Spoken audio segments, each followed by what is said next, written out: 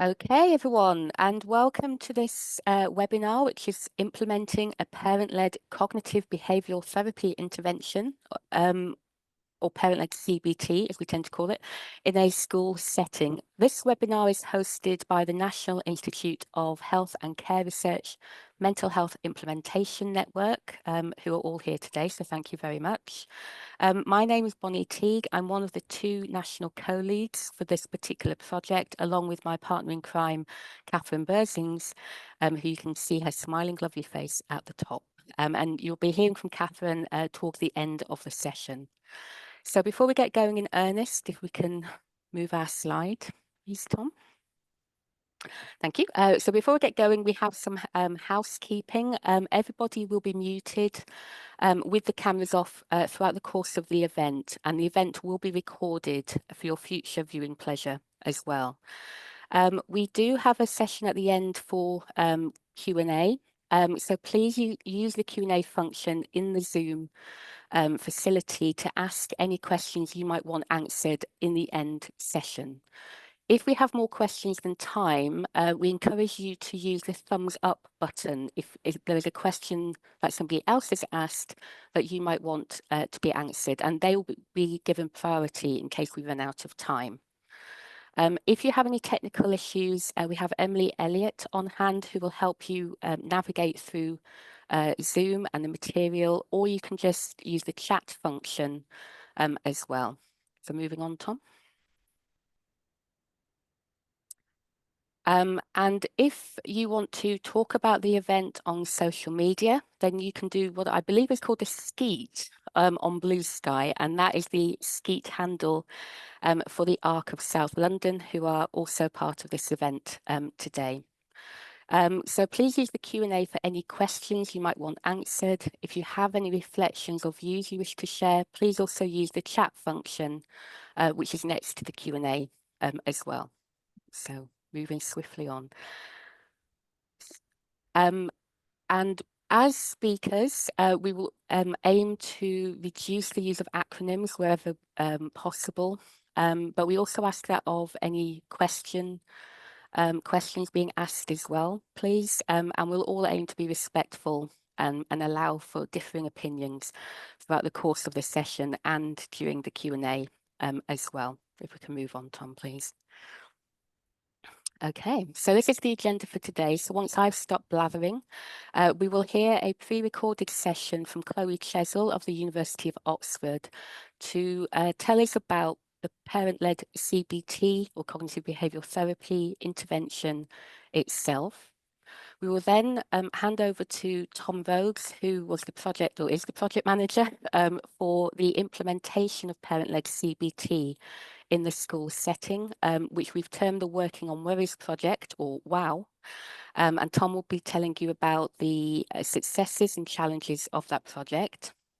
We're then very honoured to be joined by Rachel and Alexia, who co-led on the public and patient involvement on the study about their experiences and reflections. And you'll also be seeing some of the beautiful outputs from the parent and carer group and with our younger advisors, a piece of work that they have also contributed to, which is beautiful. And then I will hand over to Catherine, who'll be talking about one of the key outputs from the project, which is an implementation guide for school settings and mental health services to support implementation on a wide level. Then we will have our short Q&A, and then Catherine will say goodbye at the end for you all. So before we get going in earnest, I'll just tell you a little bit about the organisation and the network which has made all of this happen. So the project has been supported by the National Institute of Health and Care Research Mental Health Implementation Network. And these were commissioned, the networks were commissioned back in 2020 and was jointly led by the Applied Research Collaboration of South London and the East of England. However, the work that they conduct is across the whole of England. The aim of the implementation network was to address care gaps in mental health care and practice, particularly thinking about the 17 years on average it takes for a research project and an evidence base to be implemented into routine practice. So the MHIN, as we'll call it, their remit was to try and reduce that time from evidence to implementation. It was also aiming to increase the coverage of implementation so we don't have a postcode lottery of care, and also to try and ensure that our most underserved and underheard populations and communities in the country were also being offered cutting-edge evidence-based care as well. We can move on. So the way that the implementation network did this was by bringing together national experts in mental health and mental health services to identify chosen interventions. And these are interventions which were implementation ready. That meant that they had a solid evidence base, so we knew that they would work and that they were cost effective. And these interventions also met a high patient need in a particular area. They've then worked with stakeholders around the country to support this implementation and evaluation of these chosen interventions within certain key areas of the UK. And from that, we've been working together to identify where we still have need for additional knowledge about interventions and care, which will lead to future programmes of research and implementation. So where we're up to now, in the next slide, please, is over the 5-year period. Thank you, Tom, for going through that quickly. For the last couple of years, we have been implementing and evaluating the chosen interventions.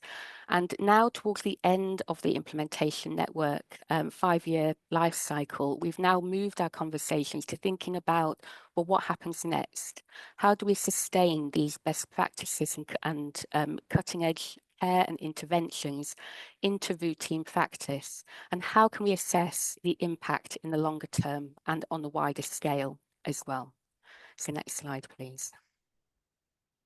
So what we're particularly focusing on today is the population need around improving children and young people's mental health.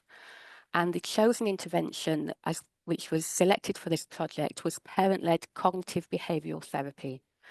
And the two implementing areas were the east of England, particularly the Norfolk and Waveney area, and the northwest coast. So without further ado, I believe that's my section done, you'd be glad to know. And I'll hand over to Tom and Chloe for this next section about parent-led cognitive behavioural therapy as the chosen intervention. Thank you, Tom. Thanks, Bonnie. So this is an audio recording, so I believe it should start immediately when I click on the next slide. In this section of the presentation, I'll be talking about empowering parents to support their children to overcome anxiety problems. My name is Chloe Chessel and I'm presenting this work on behalf of myself, Tessa Reardon, Kathy Cresswell, the wider WOW team involved in this research, and also the topic team based at the University of Oxford. So I'm going to be talking about what we call brief therapist-guided parent-led cognitive behavioural therapy, or CBT. And brief therapist-guided parent-led CBT is a type of treatment where a therapist works with a parent rather than the child directly. So the child doesn't attend the treatment sessions, but they might attend an initial assessment so that the therapist and parent have a good understanding of the child's difficulties. And in this type of treatment, the therapist works alongside the parent to empower the parent to learn cognitive behavioural therapy tools and techniques that the parent can then implement at home to help their child to overcome difficulties with anxiety. So I'm going to talk briefly about two different formats of brief therapist-guided parent-led CBT that have been used in this work. The first one is called Helping Your Child with Fears and Worries, that was developed by Kathy Cresswell and Lucy Willits. This is a book-based version of the intervention where parents read the book that you can see on the screen on the left-hand side alongside attending treatment sessions with a therapist. And parents receive 6 treatment sessions. 4 of these are face-to-face hour-long sessions and 2 of them are 20 to 30-minute telephone calls. And that means that intervention requires around 5 hours of direct therapist support. The other format of the intervention is an online version called OSI, which stands for Online Support and Intervention for Child Anxiety, which you can see on the right-hand side of the screen. And in this format of the intervention, rather than having to read a book, parents read information about child anxiety and how to support their child in a series of online modules. After parents have read through each of the online modules, of which there are 8, they then receive 8 telephone support calls with a therapist that last around 20 minutes each. And that means that there's a direct therapist support time of around 2.5 hours per family. So I'm going to zoom in on OSI in a little bit more detail, as that tended to be the intervention that lots of pastoral workers and school support staff used in the context of this wider project. So OSI stands for Online Support and Intervention for Child Anxiety Problems, and as I mentioned, it's made up of a series of modules. You can see on the left-hand side of the screen here, this is what it looks like when parents log into OSI and they're working through a module. And they can work through a module in an interactive way, which consists of quizzes, animations, videos, and short bursts of text. Or they can review the module as an MP3, so they can listen to the module or simply review it as a PDF. And lots of kind of what we call co-design work went into developing OSI, which is where we worked with families, children and clinicians to make sure that we developed a platform that would be helpful for families to support their children. And so hopefully you can see some of those aspects that have come through here in terms of the information being bite-sized and having animations to kind of promote engagement. So what are the outcomes from OSI then when we think about the research trials? So Cathy Cresswell and the wider team at the University of Oxford have recently published the results of one of the largest randomised control trials to happen in child and adolescent mental health services to date in the Lancet Psychiatry. And in this trial, around 444 families in England and Northern Ireland took part in the trial, and you can see kind of the spread of those families on the left-hand side of the screen. And those families were randomised to receive either OSI with the therapist support or to receive whatever treatment was usually delivered in those services, which was mainly cognitive behavioural therapy. And what the results of this trial showed were that OSI took substantially less therapist time to deliver than these usual treatments and services.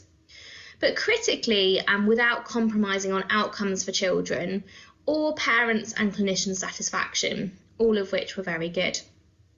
And health economics showed that OSI was likely to be cost effective compared to usual treatment and services. So this was a very kind of naturalistic research trial. It took place in routine services and the treatment was delivered by clinicians who usually work in those services. So it's already kind of a very naturalistic research trial. But we also wanted to see what are the outcomes from OSI when it's delivered completely outside of the constraints of a research trial and it's just delivered in the real world. So over the last couple of years, we've been supporting a number of clinical teams to be able to use OSI in their routine practice, so offering it to any families for whom they think it might be beneficial. And what we can see on the slide here are 3 graphs that show the outcomes in routine clinical practice across 3 different ways of looking at outcomes. And we can see this from module 0, which is the start of the online intervention, to module 6, which is towards the end of the online intervention.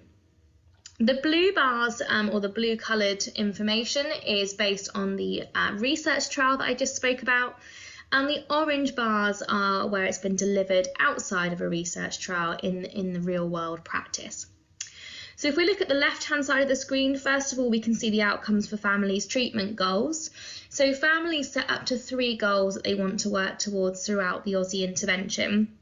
And what we can see here is if we compare the research trial and when it's delivered in the real world, we're seeing really comparable improvements in families' goals across the course of the intervention. So here, higher scores mean greater progress towards their treatment goals. If we look at the middle graph, this is a measure of how much anxiety gets in the way of children's lives. And here, higher scores indicates that anxiety is getting in the way more for that young person. And again, what we can see is comparable reductions of the impact of anxiety on children's difficulties across the course of the intervention. And we're looking at this again from Module 0 to Module 6, which is quite conservative because some families do go on to receive a follow-up 1 month later, where we would expect those improvements to continue to improve. And then finally, on the right-hand side of the screen, we have parent satisfaction with the Aussie intervention. And again, we can see their satisfaction in the research trial in blue and in routine practice or the real world in orange. And anything that's a score above 36 indicates good satisfaction with the intervention. And so we can see across the course of all of the modules that both of those lines are above where we would hope it to be, which means that parents are generally satisfied with the intervention. So what have families then said about using Aussie? So families have said things like, I'm a complete techno idiot, I'm not smart or savvy at all when it comes to tech, and if I can do it, anybody can. So really commenting on the user friendliness of Aussie. We have a parent saying, I was washing the dishes and listening to it, the fact that I can come back and read things again, I can download them as a PDF, that was very good. So showing the flexibility of Aussie for families, and they can access that information at a time that feels convenient for them and can be kind of factored into their day-to-day life. I could just log into it any time that suited me. So if it was the midnight and I was sat in bed, I could say, right, I want to get this done now. And then finally, I feel confident enough now that I have the tools that if it happens with anything in life, not just the person receiving the treatment, for myself and for my other child, it's changed my concept on how to deal with life as well. So that just gives you a bit of an overview of what parent-led CBT is, specifically zooming in on the online version of this intervention, the outcomes that we've received so far in kind of the wider clinical practice, and families' experiences of the intervention.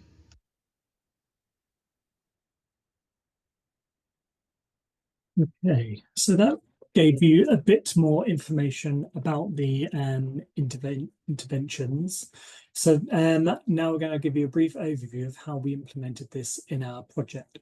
So my name is Tom Rose. I work at Norfolk and Suffolk NHS Foundation Trust, and I'm the study manager for the Working on Worries project. So what we knew before we started the project, a bit of background information, is that 50% of anxiety disorder cases have an onset before the age of 12.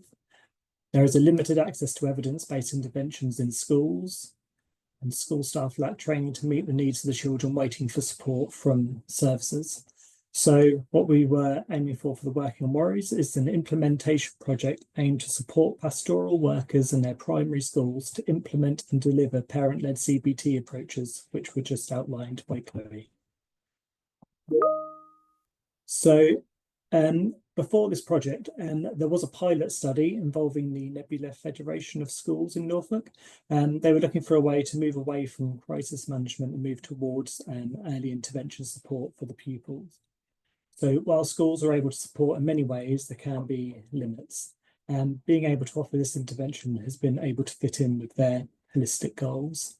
And so this pilot work outlined 3 things. So there's a reduction of parents' carer reports on the impact of anxiety on children's lives. Parents and carers perceived the programme as easy to follow, and school staff felt the programme was acceptable and felt confident delivering it.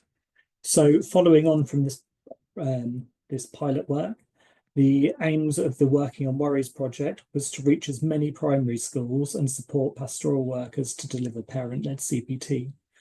So we wanted to optimise delivery through the use of children and young people's mental health professionals, with them working directly with pastoral workers and supporting them across our system. This would then support the relationship between these organisations. Focus of the project was not on clinical outcomes, but how these implementation outcomes inform future work and sustainability. So to expand the approach further to more schools across Norfolk and Waveney, we wanted to optimise the implementation process by looking at the literature around implementation science, which could help us put implementation into practice. So decided on the EPIS framework. So this stands for Exploration, Preparation, Implementation and Sustainment. So the initial phase, exploration, so a lot of this work was already carried out by the MHIN team. It was felt that parent-led CBT fits the needs of children and young people with ongoing anxiety difficulties. So the rest of the project, we were looking at the preparation, implementation, and sustainment phase. So we were looking at how we could prepare pastoral workers in primary schools, how we can introduce implementation strategies and scalability from the beginning. So for the preparation phase of the implementation strategy, we knew having a core team would be key to implementation. So we had leads from Norfolk and Suffolk Foundation Trust, the Integrated Care Board, Cambridge Community Services, mental health support teams, and our parent and carer group lead, and also having Natalie Brown, our school representative, was particularly influential in the work that we were doing. So we wanted this project to be owned by the system. So we set up a stakeholder steering group, which had representatives, once again, so with parents and carers, the Integrated Care Board, the other organisations and local authorities, and they all shared accountability and ownership of this project. So with sustainability in mind, we implemented a train-the-trainer model. So we had local and children and young people's mental health practitioners trained up in training of parent-led CBT. So they included educational mental health practitioners, children's wellbeing practitioners, educational psychologists, and one of our pastoral workers in schools. So we wanted to focus school recruitment for those that weren't accessing mental health support teams at that point. And we also looked at the wider contributors of poor mental health and started to stratify our approach to identify schools that would be offered this opportunity first. We also thought about the experience of the pastoral workers to be trained. So we were looking at the training process. So we made sure that we provided nice training venues and lunches. We ordered the books for them, printed resources. So essentially we just made everything as easy as possible for them to get started. And then most importantly, we identified an implementation lead in each school and developed an implementation planning tool based on the EPIS framework, so that this lead could then help identify and overcome any implementation barriers that were identified from the beginning. So then looking at the implementation stage, so we've provided resources, guidance, toolkits, routine outcome measures training, and pod and online outcomes data collection tool. To maximise adherence to the intervention, we offered collaborative learning and support sessions, which are run and led by the trainers in the system. I'll talk about this a bit more on the next slide. And finally, for sustainment, we focused on local trainers. So we had an external trainer initially come in to support and train the local trainers up. And then we made sure that this programme of work fitted in with our local commissioners as well.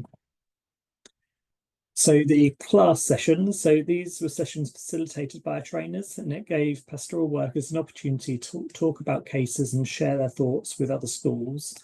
Once again, we'd hope this shared learning space would support building relationships between health and education sectors. We've been altering the strategy throughout to suit the needs of the schools. So in the first year of the project, we found that attendance to class sessions were low, obviously with competing time pressures from sort of usual schoolwork, as these were originally fortnightly sessions. But over the last year, we've moved these over to once a half term to fit more in line with the school timelines, and this has seen an increase in attendance. And also as part of joining the project, the schools are required to sign a class agreement, just agreeing that if they repeatedly don't attend the supervision sessions because of their importance, then the Aussie access could be revoked if needed to. So to look at some of the project activities, some of the numbers. So looking at over the last 2 years in total, we've trained 33 trainers and facilitators for the class sessions. We've had 220 pastoral and school staff across 130 primary schools that have been trained. And so far, around 230 families have accessed parent-led CBT. Whereas Aussie data is instantly recorded due to it being online, so we know there are 177 cases there. The Helping Your Child, the paper format, was drawn from demographic data sheets which were completed by schools. So we suspect there may be a few more unreported cases than we have down there. So although the project wasn't specifically looking at clinical outcomes, we did have some initial data for the revised Children's Anxiety and Depression Scale and the Child Anxiety Impact Scale. I can't call myself a stats person, but we know that the pink side is the pink cells are the effect size, and on the left, ones which are a minus, is showing that it's good. And then on the right-hand side, the goal-based outcomes measure, we want to see a positive number there, which you can see there is. And from there, it's showing that there's on module 1. So even if families are only completing part of the intervention, they don't go all the way through to the final module 6. It showed that they were already making progress towards meeting their goals. And so far, the project is shown to be comparable with other studies that was mentioned at the beginning of the slides, looking at the outcomes of parent-led CBT. So just a few insights from the outcomes of the study. So at the end of the first year, we conducted focus groups with our trainers. They felt this work fitted in with their usual roles. The role of promoting early intervention fit within their service. Sometimes felt that the time dedicated to the project wasn't recognised by leads, as this work is in addition to their current roles. Looking at the experiences of training school staff, it's felt having different perspectives, such as education and mental health services. This has been a benefit to the school staff during the training sessions, as well as the trainers as well. There's a benefit of having trainers that have experience of delivering the intervention, as they could illustrate how the intervention could be applied to different presentations and different cases. And these really helped ground the training in reality. We originally had 4 trainers delivering different parts of the 2-day sessions. So this helped them put them at ease, because the spotlight just wasn't on one single person.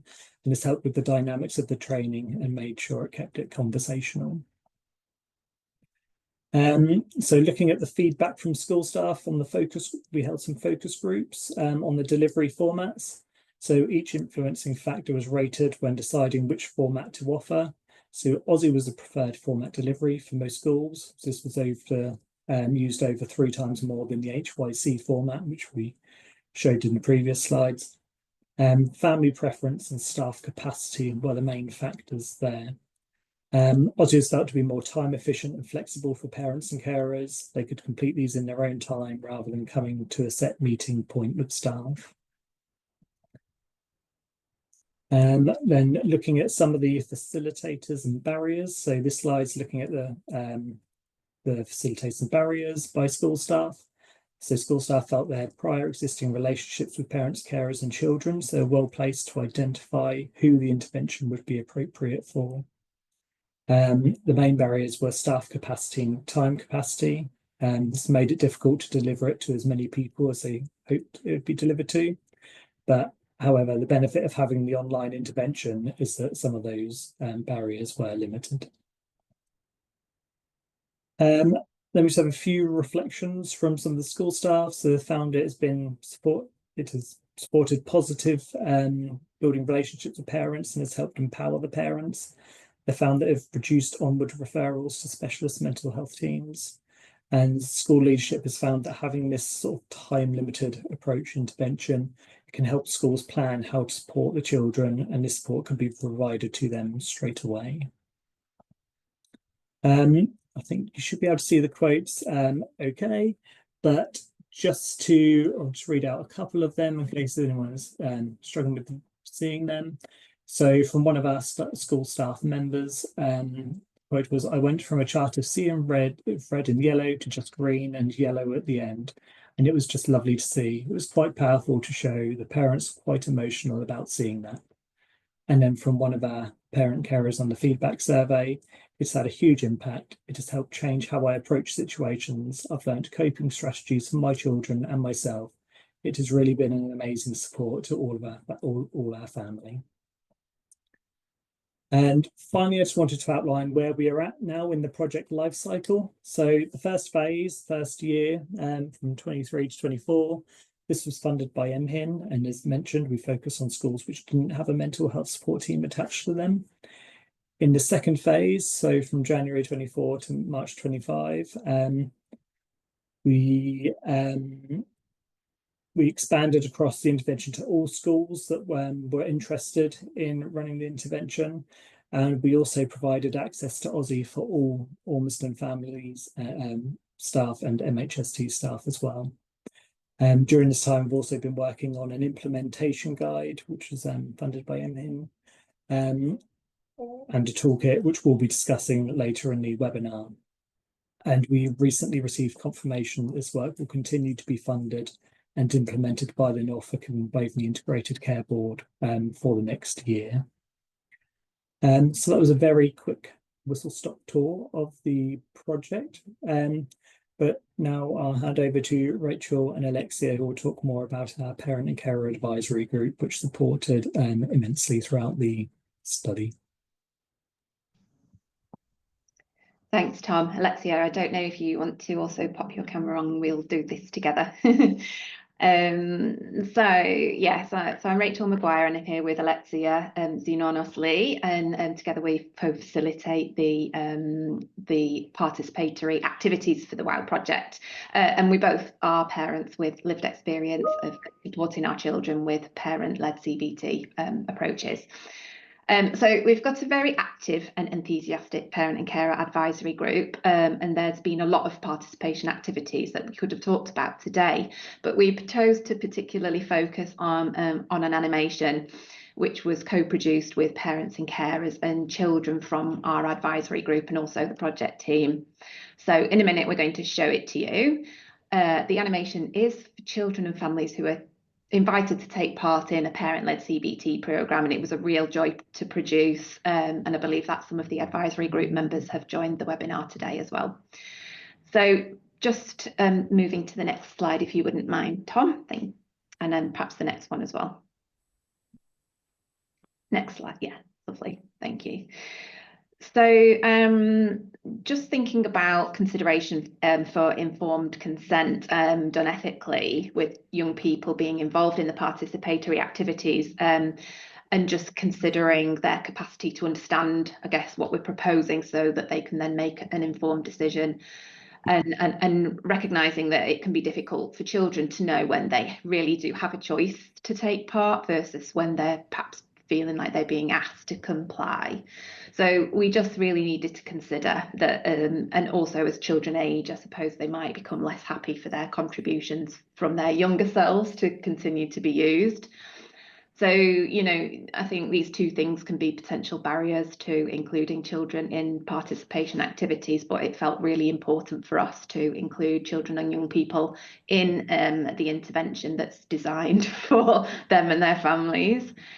So, you know, doing a participatory animation felt like a really good way to give children the chance to express how they make sense of a parent-led CBT programme. It's good practice to involve parents and caregivers in the decision-making process, and I know Alexia is going to talk a little bit more about that in a minute. But I think it's worth mentioning that we went about informed consent in a bit of a sort of back to front way, it feels like, but actually this turned out to be a really helpful way of ensuring that the children were truly informed. So, you know, as the co-production activities developed over time, so initially the children were given opportunities to share their views before we decided to really involve them more fully. And I think those vignettes into their views gave them a flavour of how it was going to feel to become more involved, and I guess arguably facilitated informed consent. So, but we were still keen to respect their privacy by deliberately not asking them to give us consent to share images, and therefore, I guess, respecting their rights to confidentiality, especially given the issue that their attitudes to participation potentially might change as they age.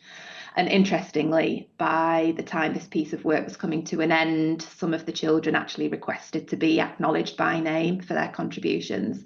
And again, Alexia might have something to say about the sort of the human side of it later on. So can we move to the next slide, please, Tom? Thanks, Rachel. Yeah, as Rachel said, I'm Alexia, and I've been working with Rachel as the co-lead for the Parent Care Advisory Group for the project, which has been lovely because the parents that have been involved have been so enthusiastic and set out to formally create a children happened through the parents that we had involved. As Rachel said, we started saying to the parents, "Oh, could you show these to your children and just see what you think about it? Or could you ask your children what they would think about this?" And so it naturally kind of happened that the children got involved through their parents. And it was really nice to have that child voice in it. And we started thinking about how could we use this more, and how could we make the most of these children who had so many amazing things to tell us? How could we make it more formalized? Could we go on to the next slide, please, Tom?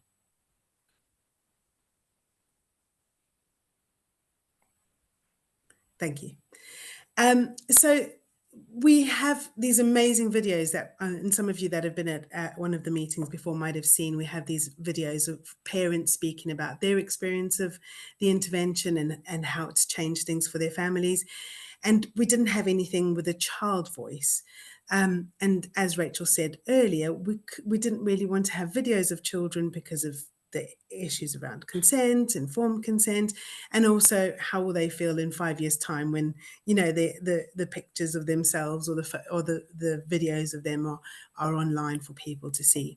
And so we came up with the idea of doing an animation for the children. We asked the children of our parent care and advisory group members what their children would like to know if they were told that they were going to do an intervention like this. And so they came up with the questions for us. We then gave those questions to children who had done the intervention, and they answered those questions. And so in effect, we had nothing to do with this process, the children's. And then Rachel and I were going to write the script, and I sat down and started writing it, and I thought, oh, this just sounds like me. And I'm not a 7 or 8 year old child, and it just sounds wrong. And if I tried to make it sound more childlike, was I accurate in what I was saying? And I know I'm not cool, and you know. And so actually what we thought of doing was, do we get a child to write the script for us? And so I posed it to the group, and everyone said, yeah, that's a lovely idea, and let's do it. And so it kind of just evolved out of our own work. And so we asked a child to write the script for us, and then we took it back to the group, and the group gave us some feedback, and she changed things. And that's how the script for the animation came about. And then the child who wrote the script also came up with the characters and started designing them on the animation program that we used to make the animation. And she was going to do the whole animation, but it proved to be a bit too complicated for her. So Rachel took over the designing of the animation. And we had this amazing animation, but it had an AI voice. And we kind of thought, oh, it's not really human enough. It's not really personal enough. And so we then asked children to do the voiceovers for the children in the video. And so it was all child-led, and the children were really excited about doing that and wanted to, you know, take advantage of the opportunity to do that. And as Rachel said, came back and said, well, can our names be on it as well? Because I think they felt really proud of it. And I think one thing that we have to focus on is that a lot of the children that have been involved actually have gone through the parent-led CBT that we're speaking about today. And I think it's a credit to the whole program that they had the confidence to do this, and that self-assurance that, wow, I can do a voiceover, you know, for something that's going to be used and lots of people are going to see. And that was a lovely thing that came out of this whole project. I think that we've got the children's voice, and we've got that humanness coming through without putting children on show, or without having to use children's faces. And I think you'll all really like the animation. Well, I hope so, but I think you will. Thank you, Tom. Just skip to the next slide. Yeah, I'll just whiz through these. I'm aware of the time, and we still want to show the animation too. So yeah, just some of the challenges, I suppose, remote working and not really meeting the children themselves in person. So we, you know, working through their parents and caregivers, I suppose face challenges, providing them with personal feedback and making sure that they actually really did feel like active active participants, and using the parents and caregivers to sort of lead the way in how much or how little the children genuinely wanted to take part. And an animation building can be quite a lengthy process, and just learning the importance of sort of making sure we were sharing work in progress as we went along. But the point of the animation was to empower the children to advocate for their thoughts and feelings around parent-led CBT. And I really think that the process, like Alexia was saying, of producing the animation, the dynamics of collaborating was such a positive experience for those involved, including ourselves. And the more they were involved, the more we shared the work in progress, the more they wanted to be involved. So I guess that kind of evened out any power dynamics that might inadvertently exist when you're an adult working in a project and you're involving children. And we're really proud of this animation. I'm going to I do have more things to say, but I'm also aware of the time. So I just suppose perhaps it might be nice to now skip on to the next slide, Tom, where we can actually show the animation off.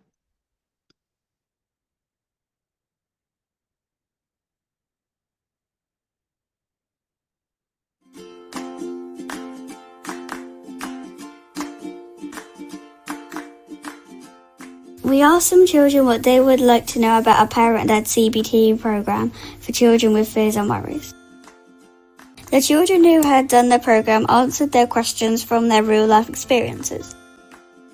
This video is for children and their families who want to know a bit about what the program can be like. Zachariah and their friend Honey are having a conversation about starting their parent-led CBT program. Hey, Honey. Yeah, what? My mum said that I'm going to take part in this thing that will help me get over my fear of the dark. Oh yeah, I've done that. It helped me go on a plane for the first time. I'm scared to start, and I have some questions that I don't want to ask my mum. Can I ask you them? Of course. I would love to answer your questions. I'm shy. I don't really like sharing my feelings with everyone. Will my friends find out, and do I need to talk to strangers? Of course you don't. I told my friends because I trust them, but I didn't tell anybody else. I think everyone's experience is different, but I didn't have to talk to strangers. There are different things for different people. Thank you. Could I ask you some more questions? Yeah, go ahead. Thank you. Will it be fun, and is it going to be hard? I love doing this. It was so fun and I like the rewards. It gets harder along the way, but when it happens you feel ready. Me and my dad worked on the steps together and I got to choose my rewards. Thank you for helping me. I feel better. I've got 2 more questions. Yeah, go ahead. I love answering your questions. Will this actually help me, and am I going to see results? This was so helpful for me and also really helped my self-confidence. Even though it's over, I still learn from this and think back to it all the time. Thanks for answering my questions, Honey. I don't feel as worried to start it now. No problem. If you have any more questions, you can ask your mum. And if she doesn't know the answer, she can find out for you.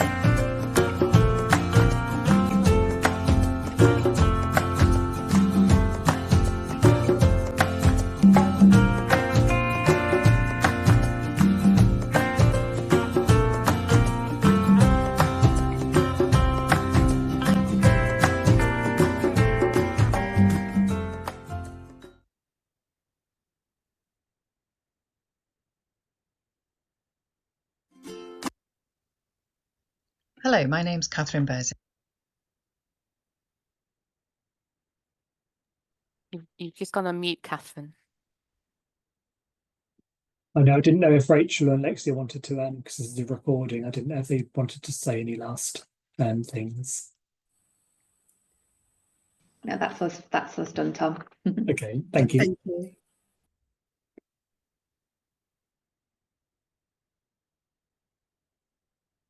Hello, my name's Catherine Berzins and I'm a researcher at the University of Central Lancashire in Preston, where I manage the implementation and capacity building team within the Applied Research Collaboration North West Coast. I've had the pleasure of being involved in this project for the past couple of years, working closely with the team in Norfolk and the central MHIN support staff. My focus for this part of the project has been with developing materials to support the implementation of parent-led CBT in school settings. Over the next couple of minutes, I'm going to give a brief overview of the implementation materials that we're developing as part of this study and how you'll be able to access and use them if you're interested. You've already heard about the research and how the intervention works with children and families, and our goal now is to create practical resources that allow other settings to implement this work confidently and independently. To do this, we began by creating an implementation toolkit. An implementation toolkit is a collection of resources designed to support the successful implementation of a new intervention, often including educational materials, templates, frequently asked questions, and evaluation advice. The first step in that process was holding a workshop with the whole research team. This helped us to consolidate what we'd learned so far, identify all the public-facing resources produced during the lifetime of the project, and start to define the core content of the toolkit. Following that, we conducted a wider stakeholder consultation, receiving 32 responses from a mixture of parents, caregivers, mental health support team staff, school leadership and school staff, all with experience of parent-led CBT. From their feedback, 4 key themes were identified that we needed to address in our toolkit. Firstly, what support is required for implementation. Secondly, how do we identify and engage families? Thirdly, what are the potential barriers and facilitators to implementation? And finally, how can the intervention be sustained over time? From this information, we created a draft version of a toolkit, which is currently being tested with people from school settings and service commissioners who haven't previously been involved with the intervention. We've asked people to read the toolkit, apply it to their particular setting to see whether there is any content that isn't clear or might be missing entirely. We're evaluating this through interviews with them about how useful the toolkit was and how easy it was for them to use. We're also taking this opportunity to review all of our parent and carer-facing materials. This stage is really important to ensure that the toolkit and all the supporting materials are all as clear, practical and useful as they can be for a wide range of future users. Once we've completed this round of feedback, we'll revise the toolkit and prepare it for public release. Our aim is to make all of these resources freely available on the Norfolk and Suffolk Foundation Trust website. These will include the toolkit to support implementing parent-led CBT in schools, all of the co-produced parent and carer resources for school staff, supporting documents such as implementation plans, school agreements and template letters, as well as video and testimonials from our parent-carer advisory group. We're really excited to share these, and we want to make sure that everyone interested is kept in the loop. If you'd like to be notified when the materials are ready, please leave your email address in the chat and we'll add you to our mailing list. That brings me to the end of this section on supporting wider implementation, so thank you for your time and thank you for your interest in our work. I'll now hand back over to the main agenda. Thank you very much, Catherine. That's great. So I think we're at the stage now of the question and answers, and we've got 4 questions. I will need to defer to Tom for one of them, if that's all right, Tom. But we have a lot of interest in the Aussie intervention. And the kind of top priority question is Aussie a paid-for service or website? And the answer is yes. Aussie itself, although it's developed for the University of Oxford, has been spun off into a company called KOA, K-O-A. And there are now licensing costs associated with the access to Aussie, which the costs are based on a bit of a sliding scale, depending on how many families you're wanting to support, and also how complex the support package is. There's also things such as maintenance costs and running costs for the access to the Aussie site. So the answer is yes, it is paid for, but it is not paid for by the parents or the families. And currently it's not paid for by the school, but it is paid for by the health system commissioners who are working with the schools to deliver this in this school setting. Catherine's is typing an answer to the second related question, which is Aussie available as an app on Apple or iOS. And I think the answer is there is an app, isn't there, which is linked to the license. So there's an app that can be downloaded by families, but you have to have the license through the school or directly in order to access that app. But there is an app you can download, one for the child, which is a game, one for the parent as well, to engage with the Aussie system as well. We've also had a query which is talking about Chloe's slides. So it's asking what the y-axis represented on the left and middle graph. So the left graph was parent goal attainment, and the y-axis was the number of goals which are being attained. The middle graph could be one of two. I'll need to go back to Chloe to check which data that she actually presented. But they measured two forms of child anxiety over at the University of Oxford. One was the Child Anxiety Impact Scale, and one was the Child Anxiety and Depression Scale revised, i.e. ARCADS, as we tend to think of it. They do have an open access publication of the work. So what I will do is I'll place that in the chat now, so everybody can read about that if you want to. It's full text open, so you don't need a license to be able to read the paper as well. And then Matty has asked, have you found any difficulties in working with local authorities to implement these innovative changes, such as class? And Tom, I'm going to hand over to you for this one, and because I know that you're running a lot of class sessions this week.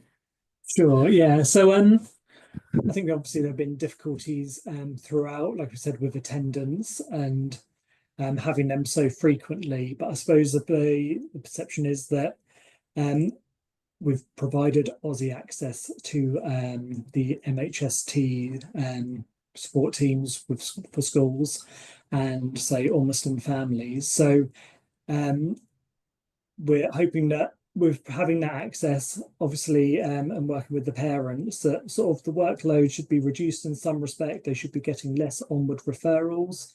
So it's felt like that sort of the time benefit at the beginning will be, although it might be more time intensive to start off with, we're hoping that with less referrals coming through.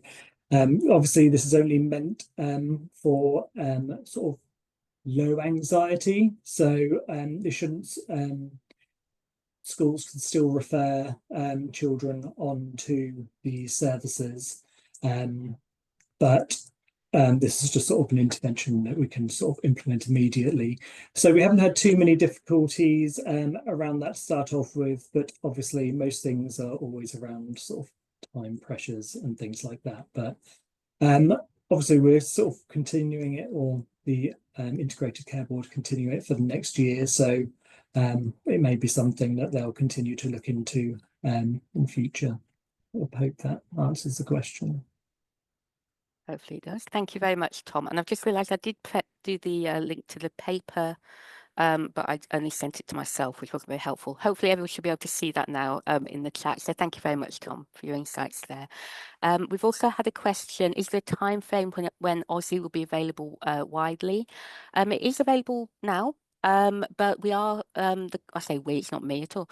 The COA company is still in the early adopter phase of the rollout of Aussie. Norfolk and Waveney System, where we did the bulk of the implementation through the schools, was one of these early adopter sites.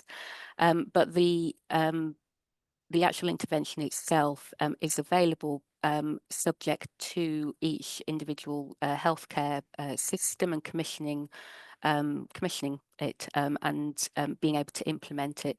I'm hoping that might speed up when we have the implementation guide fully available as well, because that will give a framework for how to access Aussie for different health systems, and some of the financial implications sitting around accessing Aussie in terms of the bigger Parent-Led CBT programme as well. And Catherine, I'm going to hand over to you for this question. So we've been asked, how have the mental health support teams used them alongside their used Parent-Led CBT alongside their usual interventions? And I know you were doing this in your area. Yeah. It's interesting because the intervention in both forms, the book form and the Aussie form, becomes part of a menu, I suppose, that practitioners within the mental health support team can offer to parents. And in some related research that we carried out up here in the Northwest, we found that there were quite a lot of factors that influenced what intervention was offered to different families. So that might be around, for example, digital accessibility for a family. If that was a problem, they would be less likely to be offered this intervention. So there was some quite complicated decisions that individual practitioners were making depending on the needs of the family and what would be the most suitable intervention. So, it wouldn't always be this intervention, but it was one of the options. So I hope that answers the question. Do you want me to take the next question as well, Bonnie? Because Yeah, you can do. Please do. again, one of the things about some of the other interventions that are offered is that they're offered in a group format, which has advantages for some people because they like that peer support, they like coming together as a group. So again, I think this ties in with it being, that being a sort of beneficial option for some people. Now, one of our mental health support teams here was offering this intervention, to groups of parents, but only one team. So it has been tried like that, but it feels that the Aussie way of delivering it online has started to dominate. So I'm not sure whether there are plans to develop it in a group form, because there are other group-based interventions already out there. So I hope that answers the question. Yeah, no, thank you very much. That absolutely does. Thank you very, very much. And we've had a question. Are you planning any further clinical trials within the Aussie framework? NICE would need a larger N value before funding or supporting a tool. There are further clinical trials. So some of the gaps which were identified during the core kind of clinical trials of Parent-Led CBT was the involvement of families and children who had ADHD, autism, other communication or educational needs. And that's obviously a big gap in the educational system in terms of offering mental health support for that group of young people. So that's a trial that Kathy and her team currently have underway. If I manage to get the time while Catherine's wrapping up the session, I'll try and find their website, which shows you the trials that the University of Oxford are running at the moment around the country as well. And then Zoe has asked, is there any data on the demographics of these families engaging and impacting on inequalities? The schools have collected demographics of the families, but we haven't got those available. So we haven't collected, in terms of the implementation project, the demographics of the specific families. What we have been able to do is collect more kind of geographical data about which schools have signed up and the populations that those schools serve generally. So what we found from that is schools which are in more socioeconomically deprived areas have been quite keen to sign up and have used Aussie successfully, and also those schools in more rural areas as well have been really keen. So in fact, more rural schools have signed up. Part of that might be to do with the mental health support team coverage as well in the beginning, where there was a gap in the mental health offer in those schools. But I think that'll be the next phase of the kind of widespread implementation projects as they go forward. Kathy and her team have been collecting demographic information, but for this implementation project, we didn't do it on the family level as well. Shalini, thank you, Shalini. Said, would it be helpful to share the implementation guide with NICE as a case study? Yes, we can, absolutely. We'll probably ask for your help with that, Shalini, if that's okay. And how long would the new trial take that Kathy's undertaking? I think it's about a year into a 3-year trial at the moment. So I think it's still open to recruitment.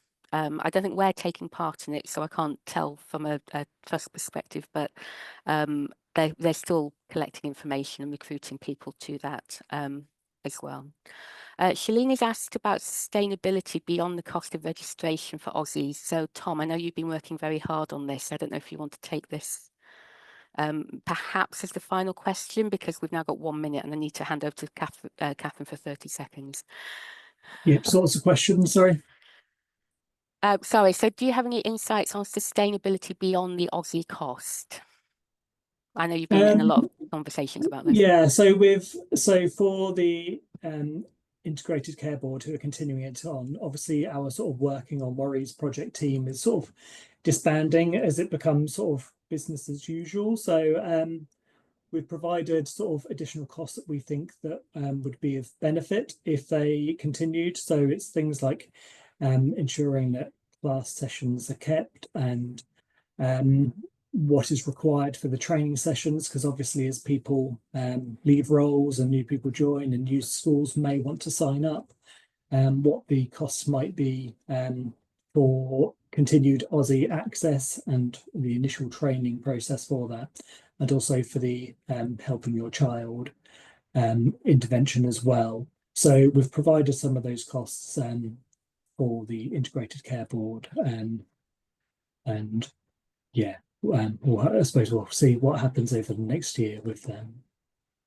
Lovely, thank you very much. So I'm sorry we've run out of time, so we can't get to all the questions as we hope, but I'll just give the final word to Catherine before we wrap up and say goodbye. Yes, thank you. Yes, it's we will try and respond to the other questions in other ways. So yeah, I just want to say thank you for joining us today. Thank you for all the presenters, for all their insights, and thank you to the Mental Health Implementation Network for their support and for helping us organise this webinar. So we're very grateful for everybody for taking the time to be here today, and I hope it's been informative and you've got ideas to take forward. And please do leave your email if you would like to receive further resources from us. So thank you very much and enjoy the rest of your day. Thanks. Bye-bye. Thank you, everyone. Thank you.